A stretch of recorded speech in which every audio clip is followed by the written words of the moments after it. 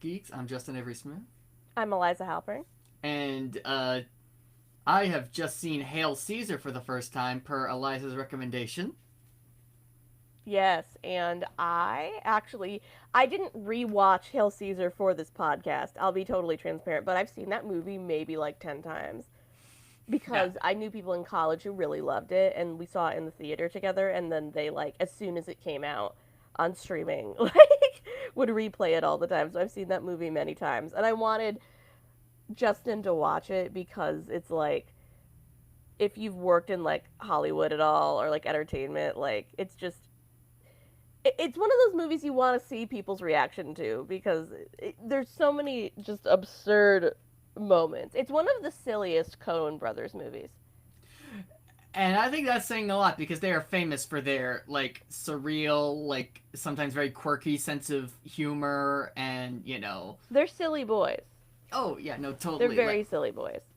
yeah, because I had just seen Fargo recently for like a few months ago, and I don't know, for me personally, maybe to get a sense of my own like comedic tasting. My favorite scene is the one where Francis McDormand's talking to the two girls, where he's like, oh, he was kind of funny looking, can you, oh, well, he wasn't circumcised. Oh yeah, and just that whole back and forth. I love it. It's so like it's got great dialogue. It's got great rhythm to it, and so I was very and I love old Hollywood, and which is I think is it's very interesting. This is something I admire. It's very interesting how we glamorize this era of Mhm. Hollywood, and yet this, as we see in the movie, the studio is like, and it's a well-known thing at this point, but the studio's like manufactured the public persona of every major Hollywood star and that sort of thing, Yeah.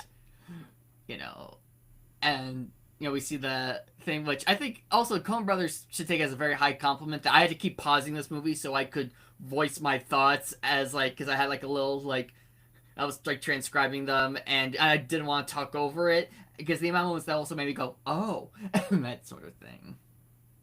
Totally.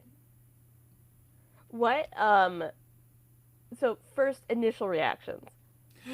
Yeah, I think that was definitely one of my first initial reactions as well because I was just like it was everything I kind of love about some of my favorite movies in one because it had like the vintage Hollywood element, it had like the deadpan quirky humor, it also had like these like famous like big franchise genre actors as well, like you've got like I'm not a big Marvel person, but I'm sure I would have been like freaking out to see Thanos and Black Widow like sharing the screen together in this. Oh yeah, they definitely were like we're going to deliberately get a bunch of Marvel actors in this. Yeah, I mean, for me, it was for one thing. I know there's that one scene where he's meeting with like all the religious leaders because they're gonna put God in the movie, and I know the rabbi is played by Robert Picardo, who plays the Doctor in Star Trek Voyager. Oh, cool, cool. Which, because I was like, is that him? Because I couldn't tell because he was like 15 years older at this point, and he had the glasses, and he had like that typical like rabbi hoy vey like type of voice, and he had the so I had to like look up. I was like, oh my god, that is him, and so I thought that was so cool. So I was freaking out, and to see, uh, you know, Lord Voldemort directing Han Solo in a scene, which I didn't recognize Alden Emmerich. I hope I'm saying his name right correctly, but the Southern accent and the fact that this was like 2 years before Solo, so it wasn't that far separated. So, but that kind of threw me off. I was like, oh, that's cool though. Yeah, what was it? Would that it were, my dear, or like the line he had to say. Oh yeah, the like oh yeah, would like which I love that. It was like one of those things where I'm like, okay, that phrase has lost all meaning for me, but I love it because like everybody know it's a very ADHD thing to suddenly just fixate on like a random phrase or sentence because for some reason it scratches the correct part of your brain in that moment. So I also understood that in that moment. I was like, I like it though,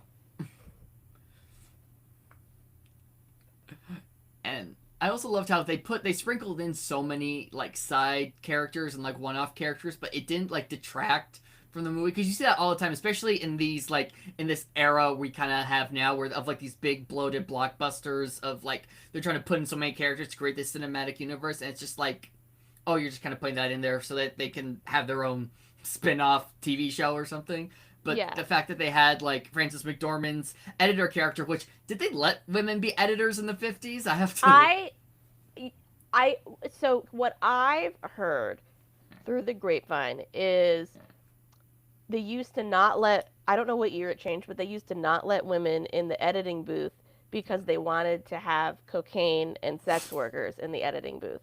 And they were Ah. like, if we have women in here, they might object to that. Mm. So but I don't know what year it changed. And, there always might have been like, it would be interesting if she's based on a real person and there was like one woman who was like a great editor who they were like, put her in a booth by herself. Put her in a booth by herself and have her go by her first initial. Like, you know. I think it works because it's like set on this like studio, this like lot with so many moving parts. It makes the side characters all like make sense. It's like a movie that's like a road trip movie and they keep like stopping places. It's like all the side characters make sense because it's like it is a situation where you interact with a lot of random people. Like, Yeah, I also like the bit with Tilda Swinton's characters, where she's like mm, I'm like, is she trying to parent trap him or something like that? the Or twins, yeah, the tabloid twins. yeah, the tabloid twins were what, like, I know, because like one is like I like the touch where one of them says like, it's a name 19 million readers trust, and she's like the journalist, and then the gossip columnist is like, it's a name 20 million readers trust, which I think is just so true to, I just think, the journalism, print media industry and human Yeah. nature is that where people are much more interested in the sensationalized gossip than the like hard-hitting journalism. I was like, I like that touch. I was like, I Totally. see what you're What doing, and did you think of the musical numbers? oh, I'm so glad you asked me this because I loved them. I loved the Yeah. the like Busby Berkeley Mermaid with Scarlett Johansson, and it reminded me of like you see those in so many. They have in History of Part One and Great Muppet Caper. Yeah. I wish there was a more recent movies had that, and I wish that should come back. And also, I did More love. musical numbers and non-musicals. Absolutely.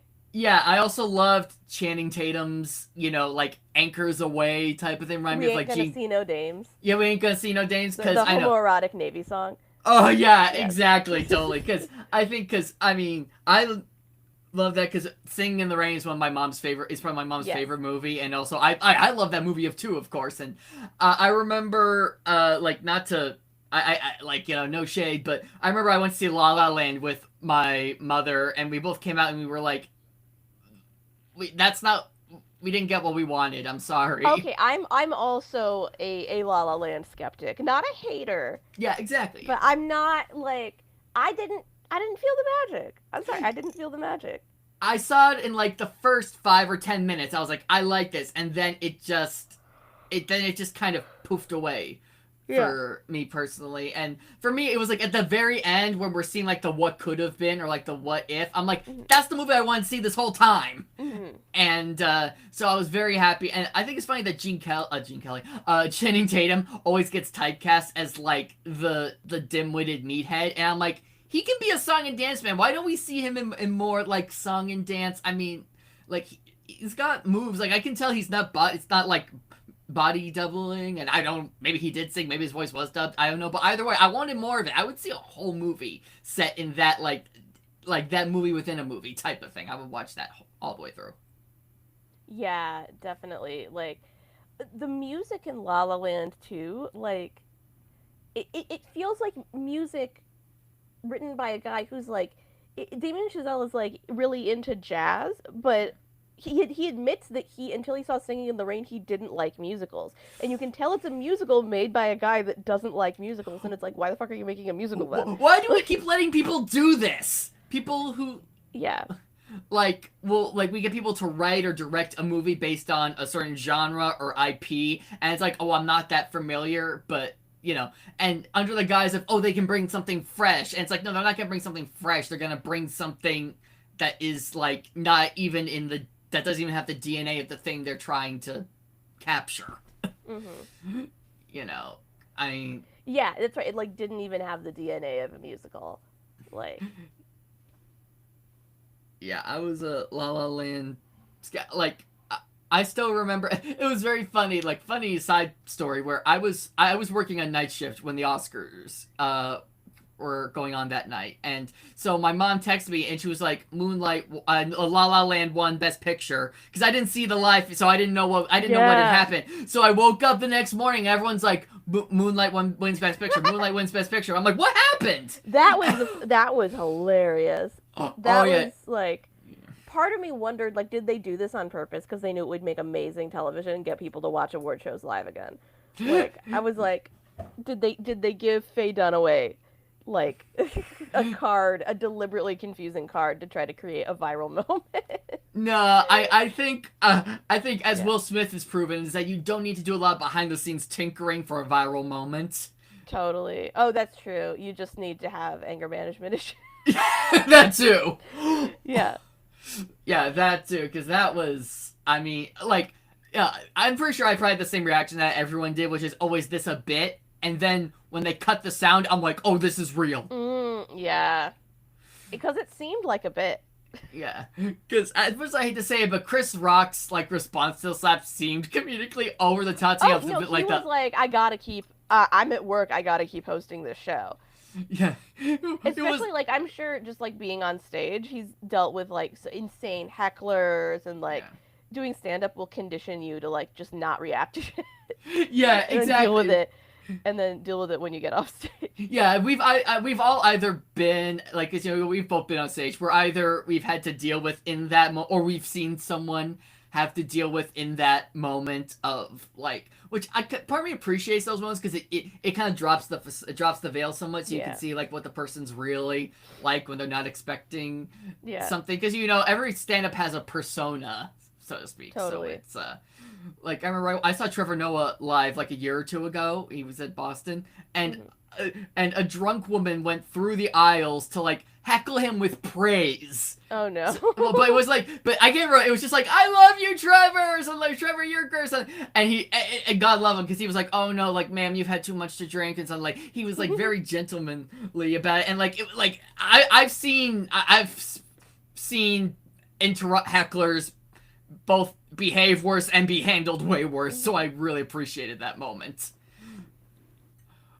Ah, you know, I love it because again, keeping up to the whole manufactured persona thing, which I love. There was some deep cut. There was some cut. I feel like some cuts in this movie that I feel like cut deeper nowadays, Yeah. such as the future people in Mm. that meeting, and because I obviously know about the Red Scare and how in the 50s people got blackballed because of ties to communism and all Yeah. of that, but I thought it was interesting the light they painted on it with those characters.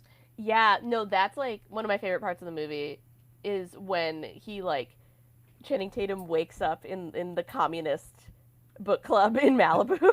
Oh, you mean George Clooney, you mean? George Clooney, yes, sorry, I sorry, just sorry. wanted Yes, to oh, make that's sure. right. It was George Clooney, and then Channing Tatum is on the submarine Yeah, that emerges, and it turns out he's a Russian spy. yeah. I thought that Yeah, was so. Like, I still remember I was watching them just like go take the rowboat out into the middle of the ocean, and I'm like, is he gonna just like jump off and like drown yeah. himself? I kind of wanted you to watch that movie just to hear your reaction to that part where they row into the ocean and Channing Tatum comes out of the water on a Russian submarine.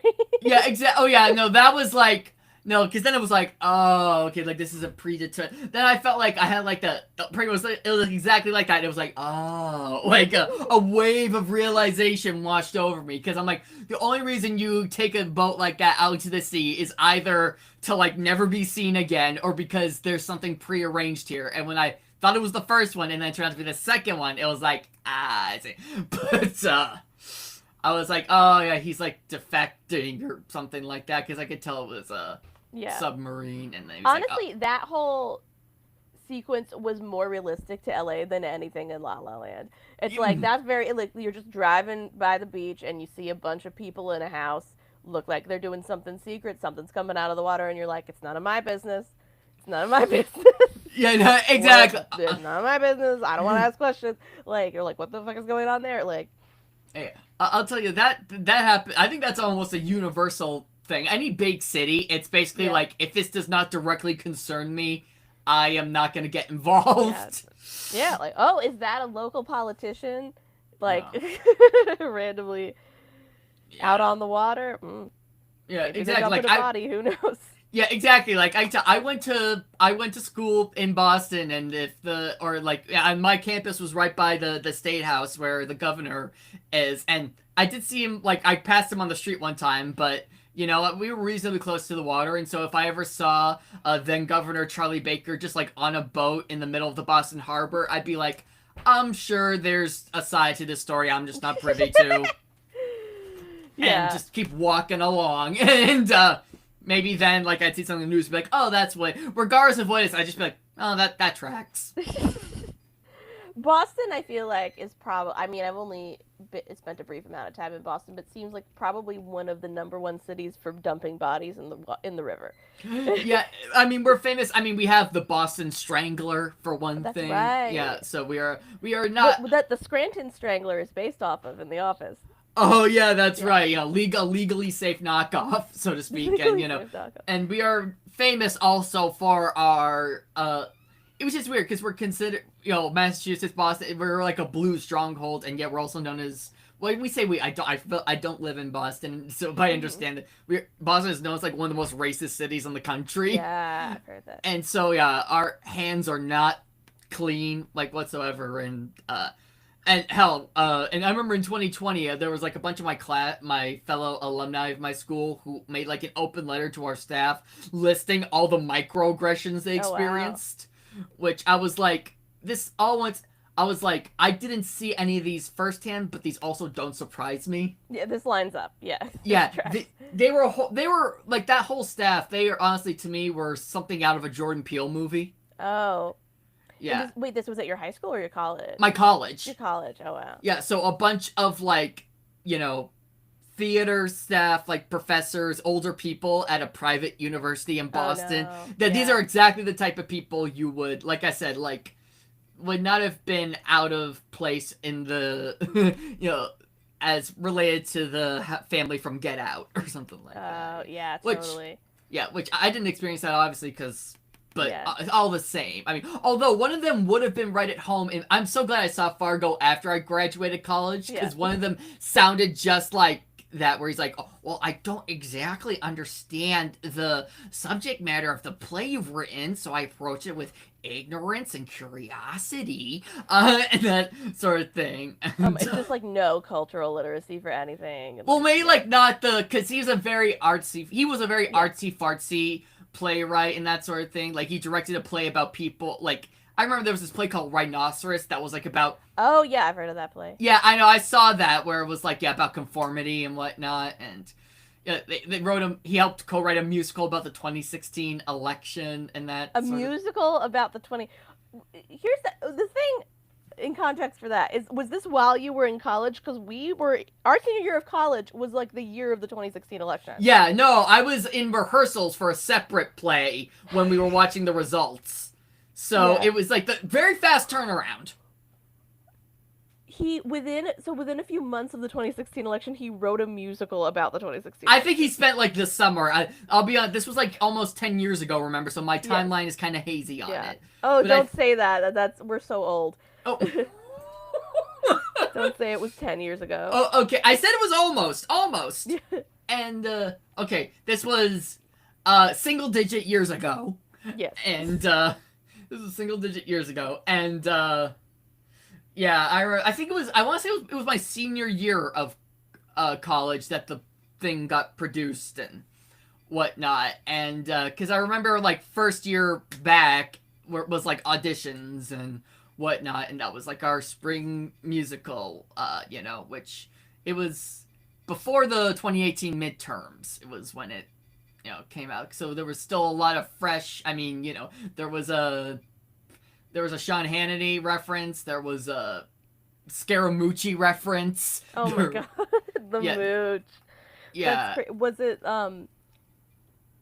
like how, I mean like so it was about like the power players in the election. It wasn't Well, about, no, like, this people. is the thing. It was called. I think it at the time it was called One State, Two State, Red State, Blue State. But then Oh they my realized God. but they realized that was a mouthful. So now they called it Drama and Democracy. And so there was no. this thing, and like because what is a story about American politics if not a callback without its callback to ancient Greece? Yes. So it was like there were like the gods in like the Greek pantheon who were like overwatching the. Oh my god. Yeah, so Zeus was there, and I want to say maybe Cassandra. I don't remember, or because one line sticks out to me where someone says, "Sounds a hell of a lot like Zeus," and then Zeus comes out and Zeus suggests that America go through a national divorce. Uh, and Oh so my god. yeah, so and then it opens with, and I think that's how Act Two opens, was like them getting ready for divorce proceedings, and then there was a guy who was like, I want to say the judge, or I'm getting like a lot of these details wrong because this was so long ago, but Yeah. there was a dude with like a Russian accent who was like, message from from Kremlin. I mean the White House, not Kremlin, White House. And so I mean, If there's a recording of this, we should watch this for the next oh podcast. no, oh Jesus. Yeah. I'm I sure only have that. a few minutes left, so Oh yeah, we got completely off topic about the Yeah. whole little. I almost said Little Caesar. This isn't about Little Caesars. Yeah. Little Caesars the movie. Who has the Little Caesars IP? I want to see Little Caesar a movie. It might come Little sooner Caesar. rather than later if the studio. Have you seen the studio? I haven't. Everyone is telling me to watch it. I need to watch the studio. Yeah, I know it's great. Like I will say, like a little teaser for the first episode. That's why I say this. It's because Yeah. like Bryan Cranston, who's like the studio head, says to Seth Rogen's main character, where he's like, "Okay, let's do a Kool-Aid movie."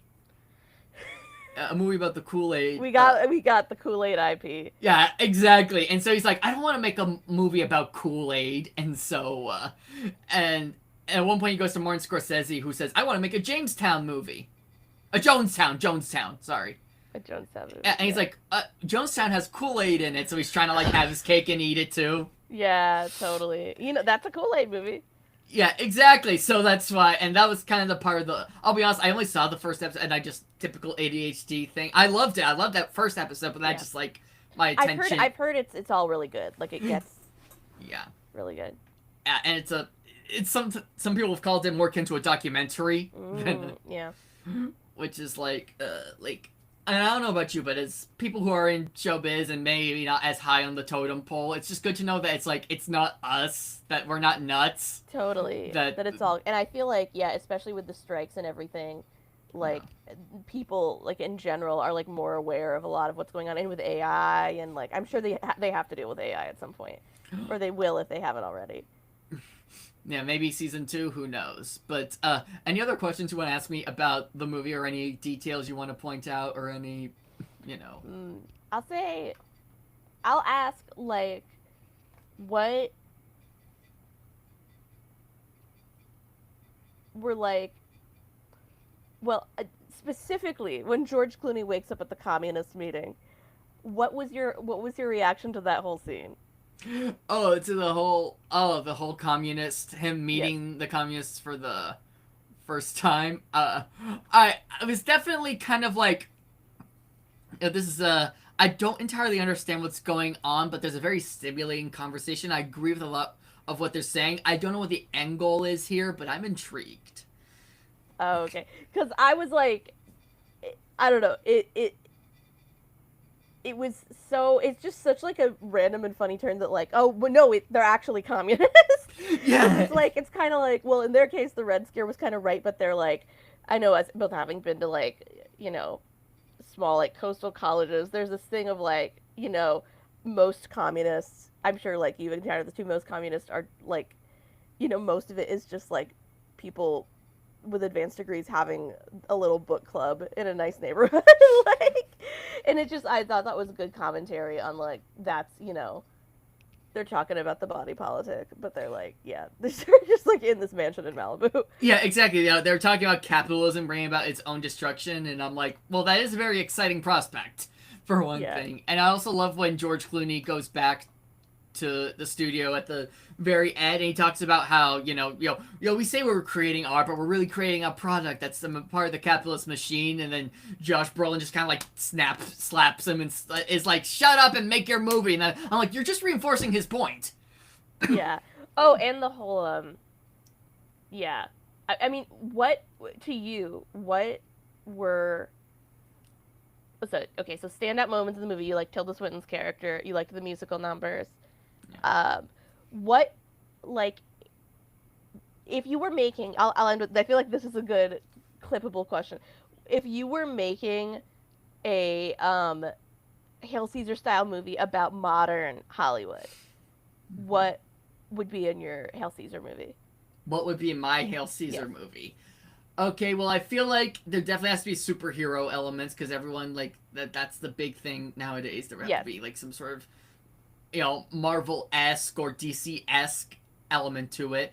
There would have to be references to like rebooting some IP that isn't even like the iron is still hot and they're already rebooting it. The iron is still it's like recent and the iron's not even hot. Like it wasn't even that successful. Yeah. But they're like, we got it. We got to do a sequel. Yeah, something like I don't know, like okay, so we need to do an animated remake of the live action remake of Aladdin or something like that.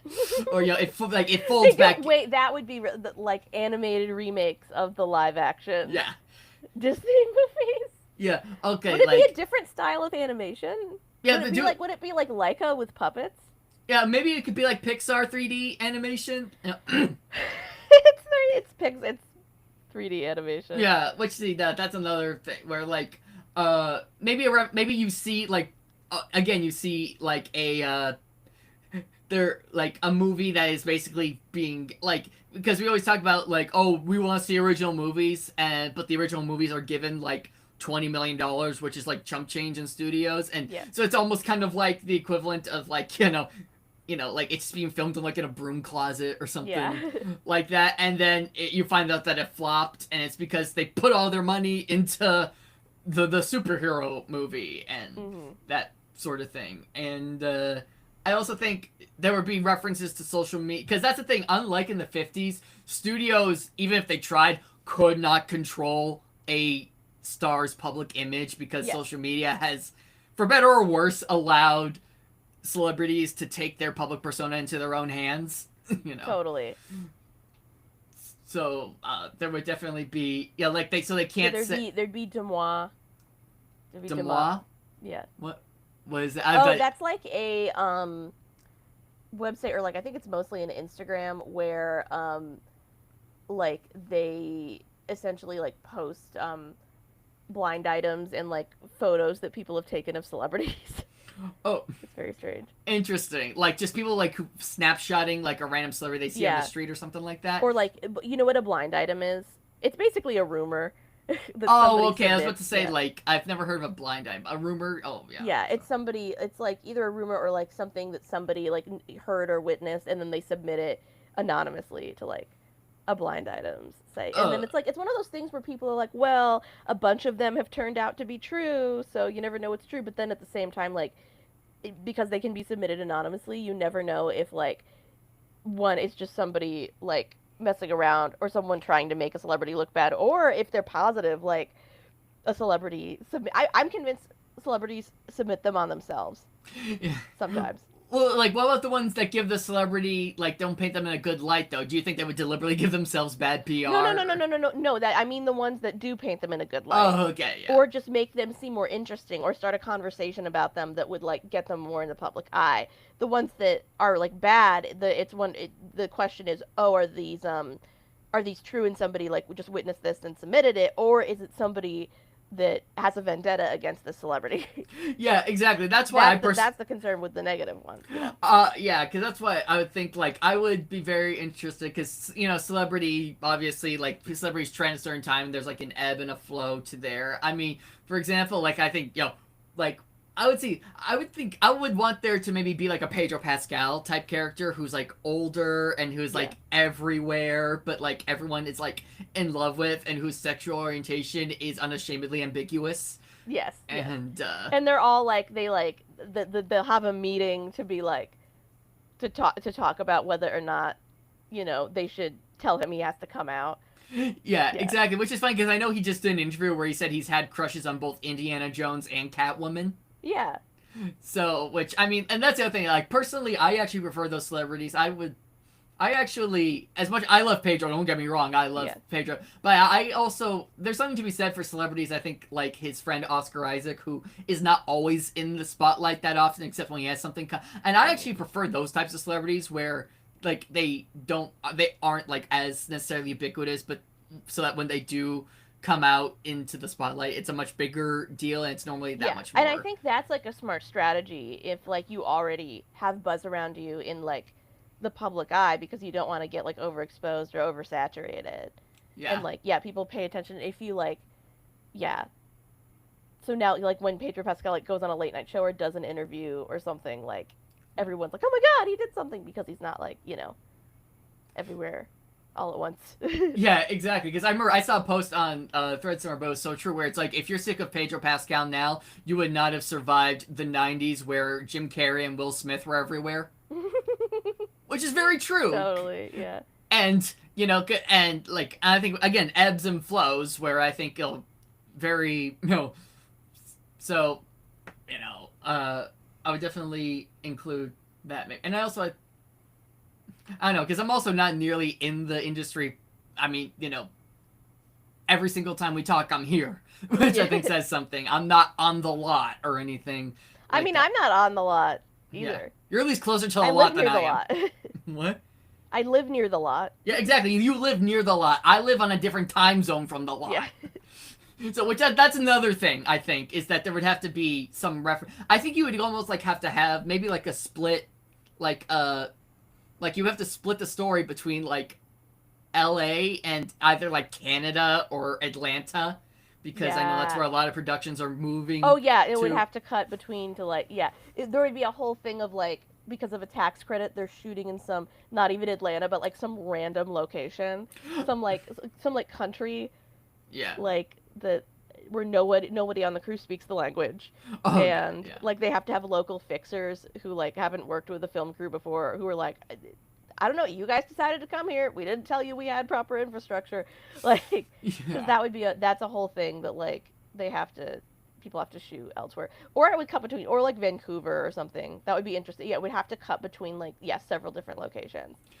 Yeah, or like I know, like I'm also thinking like about like the Star Wars movies that shot in like Australia and Tunisia and that Yeah, sort of thing. Which especially those early ones when like it was just there was no precedent for that move for like the hmm original Star Wars. So you have Anthony Daniels in the 3PO costume walking across like real desert dunes and that Oh, did sort of they thing. did they shoot the original Star Wars in Tunisia? Oh yeah. I didn't know that. Oh, that's crazy. I always assumed it was in California, and they just Oh went like God, no. way out into the desert. Interesting. Oh Or yeah, they did it no. on a soundstage.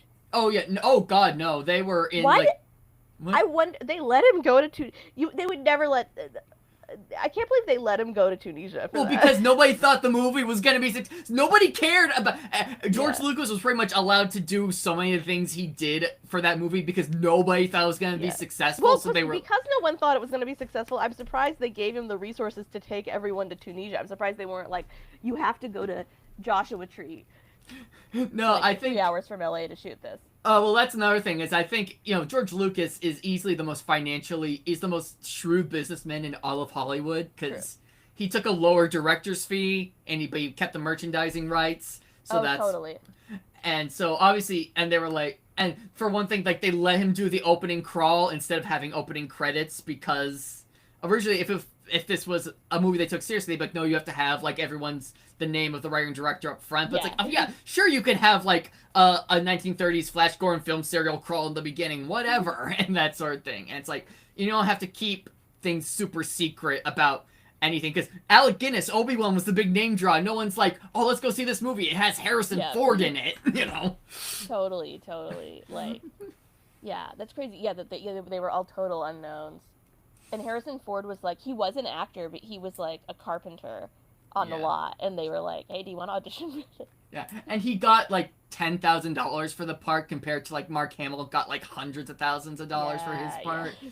and that sort of thing. Which I don't know why he somehow got the lower, but I mean, it all clearly worked out for him in the end. So it's Totally, yeah. And it's one of those things where like today, like a Hail Caesar movie would talk about just how obtuse the whole like job and audition process is, and how like stuff like that doesn't happen anymore.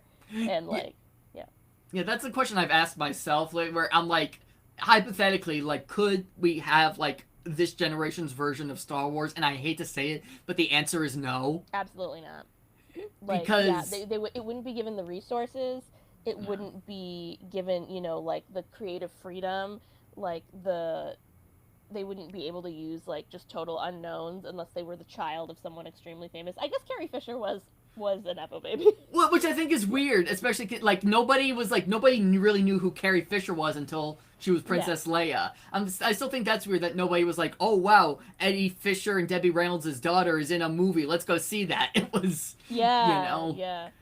it was just But like, it's like that's the thing is like it gets people's foot in the door. That's the thing with nepotism. It's like a nepo baby can be very talented, but it's like who their family's connections are often what get them the audition in the first place. Because getting the opportunity to audition for big projects is like that's a whole thing. Yeah. Know? Which, have you seen the list of auditionees for Princess Leia? It was like very exciting. Oh, that's fascinating. Oh yeah, no, there was Meryl Streep, Amy Irving, Karen Allen from Raiders of the Lost Ark. You know, like I want to say like all these like a lot of women who now have made names for themselves in their own right, audition for this part. I mean, obviously, like Leia, like Blue, Carrie Fisher, like nobody else could.